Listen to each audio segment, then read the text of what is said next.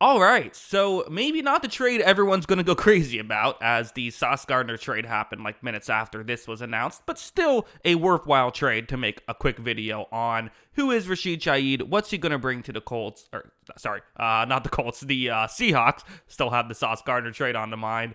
And then also, what's his contract details? What does this mean? How much should they give up? All that good stuff. First, Rashid Shaheed as a player, he's been an effective player. Now, he hasn't always stayed healthy.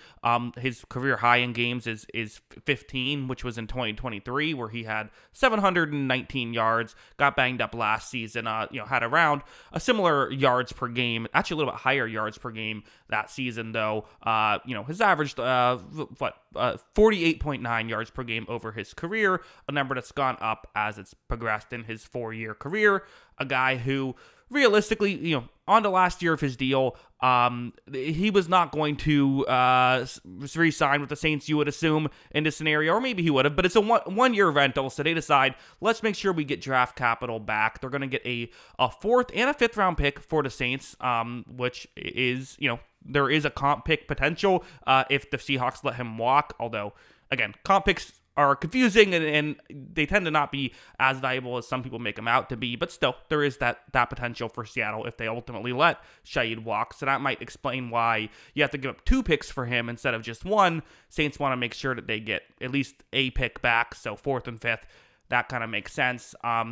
Decent draft capital, especially once the Saints already got rid of that 4th round pick and that weird trade with the Broncos this past offseason, so getting someone like Shaheed here, getting those picks for Shaheed, it makes sense from the Saints' perspective. From the Seahawks' perspective, again, this is a pure 1-year rental move, and I don't think they view Shaheed as even a number 2 receiver, and I'm not even sure if they view him as a pure number 3 receiver.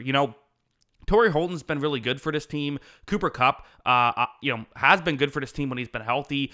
And then you have Jackson Smith-Njigba, who's been maybe the best player in football this season. I think for Shaheed, he just brings something new to this team. And we always kind of view it as like a depth chart, 1, 2, 3, and 4. But it's not always that. Sometimes it's about specific routes. And having someone who can take the top off the defense.